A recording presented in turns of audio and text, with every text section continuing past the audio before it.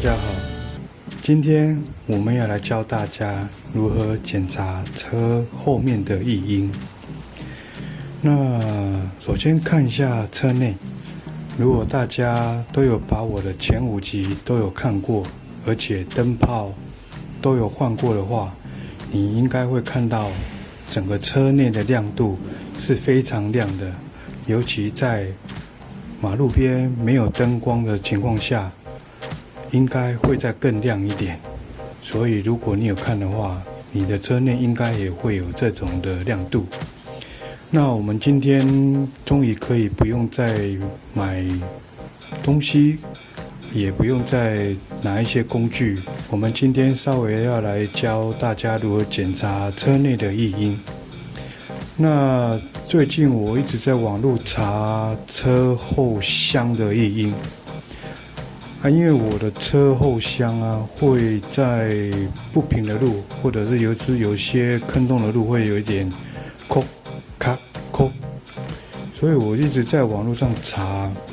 大概会查到几个问题，也就是说你在网络上应该可以看得到的这几个问题。那我们今天一一来帮大家稍微解说一下如何查。首先我们先看到的第一个问题是在我网络上查到比较多人在讲的，也就是在你的后车厢的右手边这个地方，你会一直听到有扣扣扣扣的声音的话，这地方通常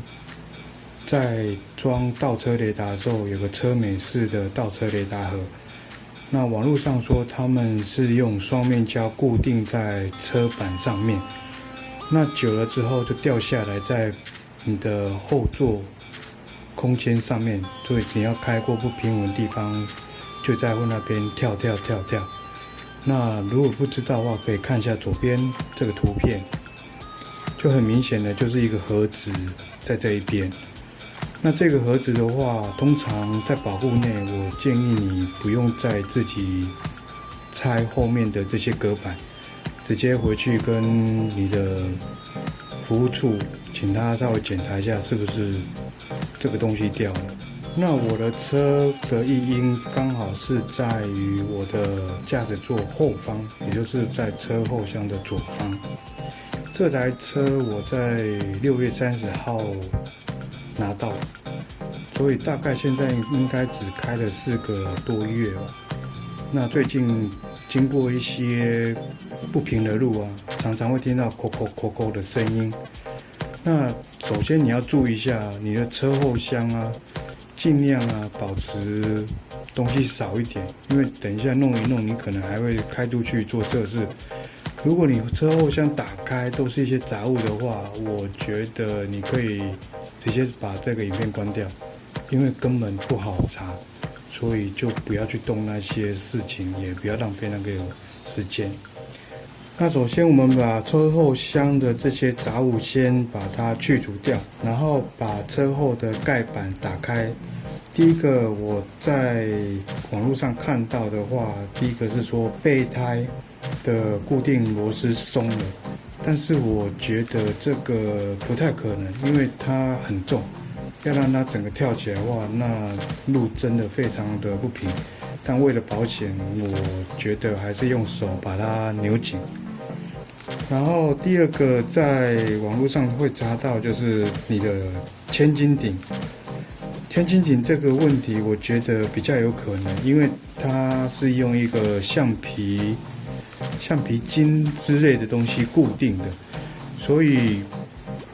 久了也会松。可是我觉得千斤顶应该可以再稍微在这个地方再把它旋紧，让它上下再顶一下这里面的凹槽，不要光靠这个橡皮筋去绑这个千斤顶，因为千斤顶没有稍微把它转紧，左右撑一下的话，它还是会跳，毕竟这个橡皮筋是有弹性的。再来就是会看到拆车工具，那这工具呢就负责在拆卸你的备胎替换时候，最好再把它捆紧一次。那我的做法是捆紧之后再套一个毛布或者是不要的衣服，能够厚一点，当然效果会比较好。所以只要把这些东西啊，把它堆叠好，就没有再出现异音过了。再来就会看到一个红色的盒子，里面放的这个警示牌。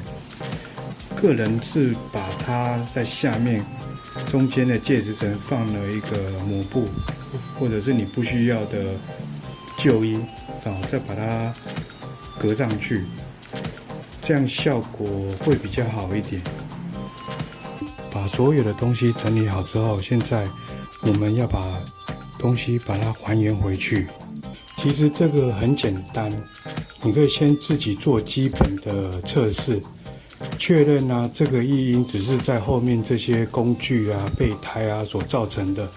你可以自己在家里把它处理好，